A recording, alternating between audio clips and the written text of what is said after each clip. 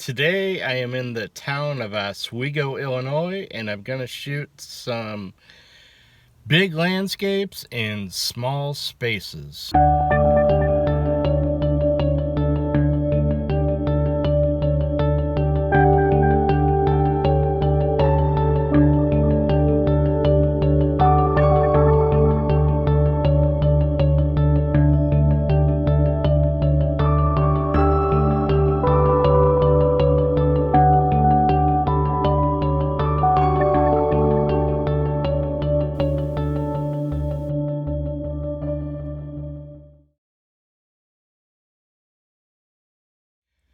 So I'm in Oswego, and just in a subdivision, and at the front of the subdivision, which backs up to an extremely busy road, they have a man-made rock formation, waterfall, water wheel, the whole thing. It's a really cute entrance into this subdivision. And what I am thinking is that I will do a somewhat long exposure, get the water moving a little bit, smooth it out, and also kind of focus on details, because this is a really tight spot. Probably use my 70 to 200 and just kind of zoom in on some details of the water falling, things like that.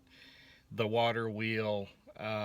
Might also use a polarizer to take away any reflections. We'll see. It's a really overcast day today, so that actually is helpful. The light is very diffuse. I'm not going to get any harsh shadows. It's like 12 o'clock noon exactly. For getting out and shooting landscapes in the middle of the day, I'll take a cloudy sky any day of the week. So that's what we're up to today. So again, thanks for joining me, and here we go.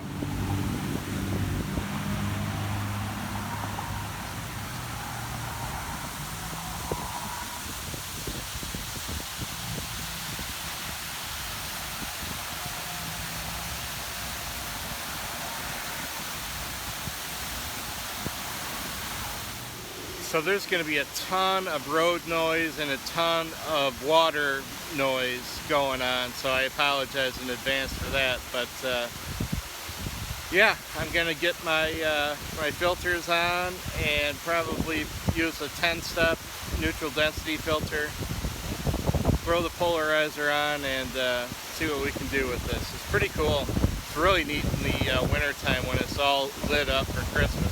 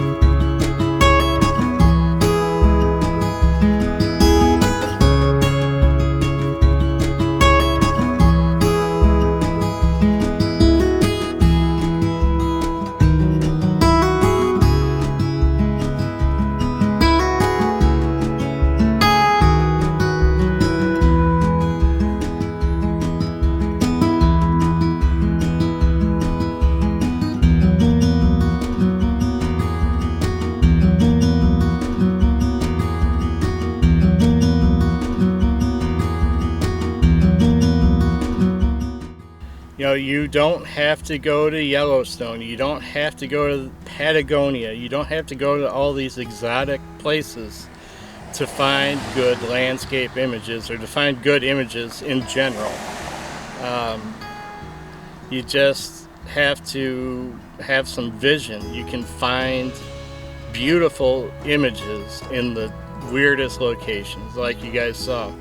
This place is literally at the corner of two busy roads. There's cars flying by, and you know, when you're in a confined place, you just have to look for the details, look for the textures, look for the tones, you know, create some motion, just get creative, but you have to go to the details when you're in a small spot. So yeah, so big landscapes can be found in little places, and yeah, just a good thing to remember. All right, we got some beautiful images. That was awesome. That was fun. Once I got the exposure dialed in, it was really almost like point and shoot. I had, I was ranging from 1 second exposure. I think the longest one I did was 10. And yeah, I actually like 1.5 seconds. You know, it depends on how fast the water is moving, but that's where I like to be. And using the polarizer took all the glare and reflection off of the water, which gave a little more contrast. It actually gave a lot more pop to those rocks that the water was flowing over. So I'm hoping that shows up in the final image. I'll tell you, one thing that I talk about a lot in my videos is giving yourself options.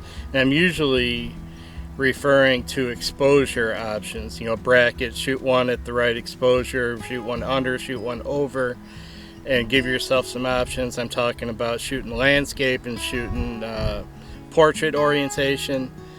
One thing that I really haven't talked about, if you want to open up more options to yourself, change your lenses. I went from my 24-70 to my 70-200, and that just opened up so many more options. The image, I think my favorite one of this group is the image of the very bottom of the waterfall, and then it's kind of leading you in, and there's that bright white birch tree up against that dark background. There's no way I would have gotten that if I didn't change lenses and try my 70-200. So yeah, changing lenses and using all your equipment and not being lazy, that all opens up options. When you do the extra stuff, you're always rewarded for doing that extra stuff.